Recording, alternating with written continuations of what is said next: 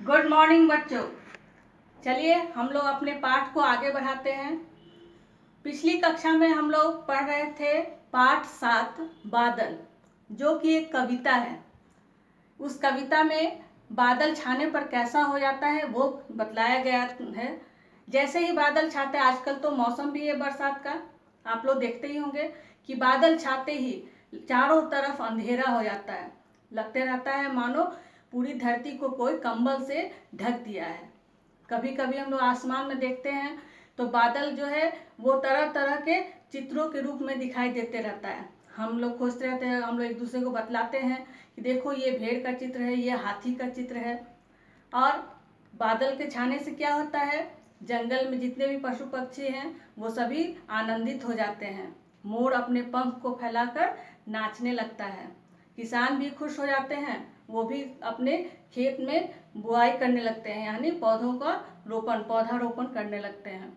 तो ये सारी चीज़ें बरसात के मौसम में होता है और यही हम लोग इस कविता में पढ़े हैं। कविता को पढ़ने के बाद, इसे कॉपी में लिखने के बाद हम लोग किए थे शब्दार्थ। शब्दार्थ के बाद वर्तनी अभ्यास। ये सारी चीज़ें पिछली कक्षा में हो चुका है। आज हम लोग करेंगे उससे आगे। देखते हैं इसके बाद क्या करते हैं हम लोग। आइए अपनी पाठ्य पुस्तक में देखें। देखिए बच्चों, हम लोग ये कविता पढ़ चुके हैं। ये सारी कविताएं पढ़ना और लिखना हो चुका होगा। और इसके बाद हम लोग ये शब्दार्थ भी लिख चुके हैं। वर्तनी अभ्यास के अंतर्गत श्रुत लेख कर लिए हैं।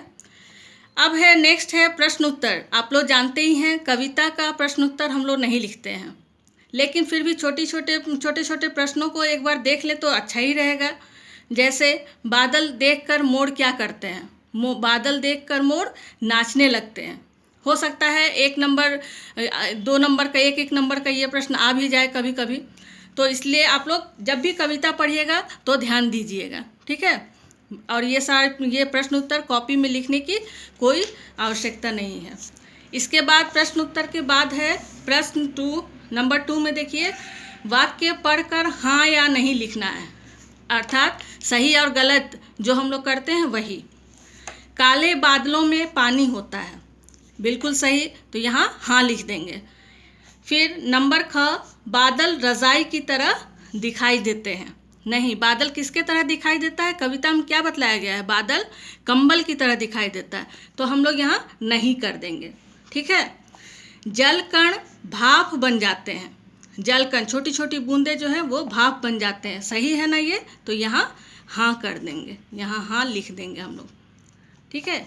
भाप ठंडी होकर पानी बरसाती है, बिल्कुल सही, तो यहाँ हाँ।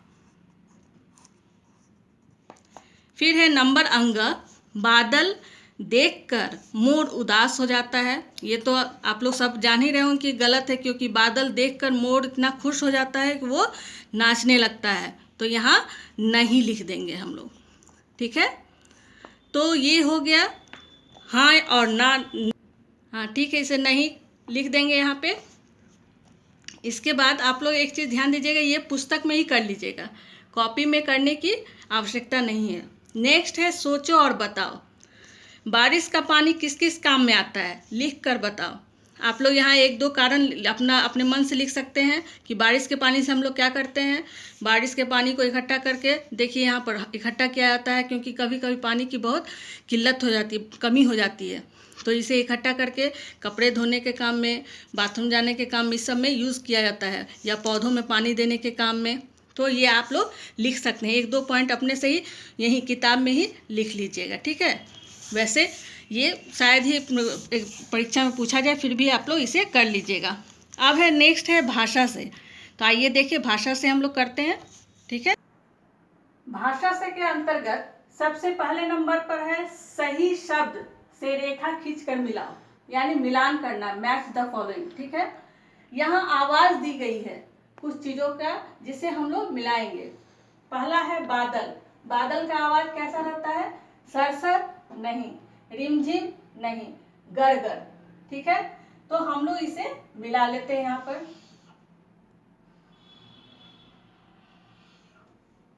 हवा, नेक्स्ट है हवा। हवा की आवाज कैसा है, सरसर। मोर, छना न छनन, मोर जब नाचता है तो छनन छनन। बारिश, बारिश की आवाज है रिमझिम रिमझिम। ठीक है, हम लोग इसे इस तरह से जानते हैं। अभी आप लोगों को कैसे करना है कॉपी में, या तो आप लोग इस तरह से लिख कर लीजिए लाइन ड्रॉ करके, और नहीं तो ज़्यादातर हम लोग सिखलाते हैं क्या, यहाँ आप लोग नंबर दे दीजिएगा। 1 सेकेंड आप लोग देखिए, मैं बतलाती हूँ आपको। ठीक है, देखिए अभी हम लोग क्या करेंगे, इसका नंबर दे देंगे, चाहे ABCD लिखिए या क ख ग घ। ए दे देते हैं, ABC और D। अब इसे हम लोग लाइंस नहीं ड्रॉ करेंगे, हम लोग इसका नंबरिंग यहाँ कर देते हैं, नंबर डाल देते हैं। ए बादल, गरगर, तो यहाँ पर हम लोग लिख देंगे A। ठीक है, हवा सरसट, यहाँ हम लोग लिख देंगे B। मोर, मोर क्या है, छनन छनन, C, यहाँ हम लोग लिख देंगे C। और बारिश, बारिश की आवाज कैसी है, रिमझिम, तो यहाँ हम लोग लिख देंगे D।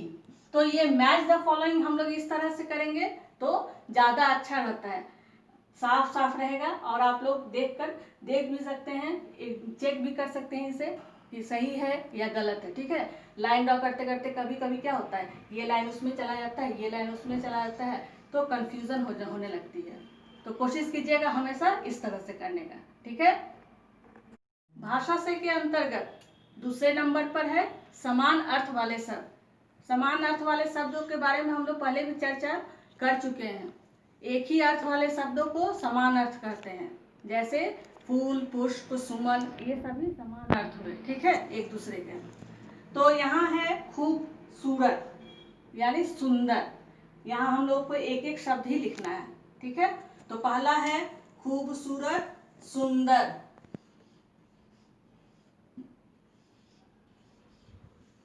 सुंदर।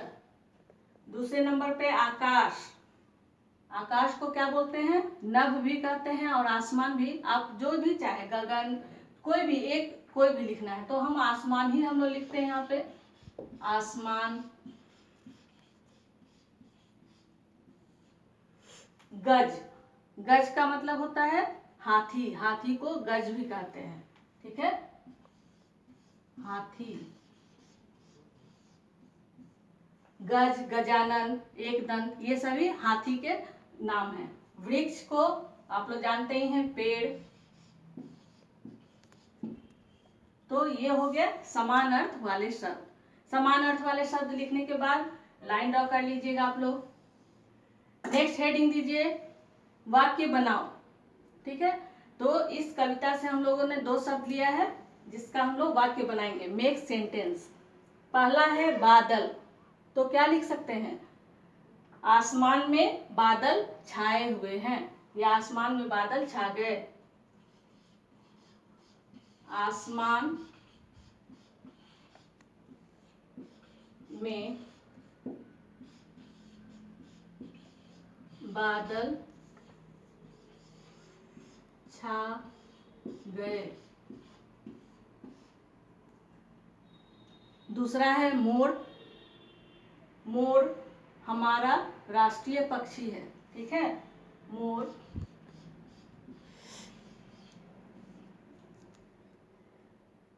हमारे देश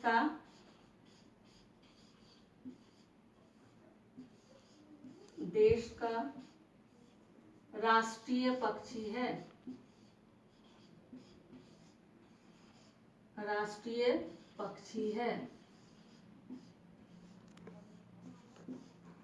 ठीक है, एक बार और मैं आप लोगों को बतला देती हूँ, जो भी वाक्य बनाइएगा जरूरी नहीं है कि जो मैं बतला रही हूँ वही बनाए, आप लोग अपने मन से भी वाक्य बना सकते हैं, छोटा बना सकते हैं, बड़ा बना सकते हैं, जो भी हो, केवल वाक्य सही होना चाहिए, सटीक होना चाहिए, इसका ध्यान रखिएगा।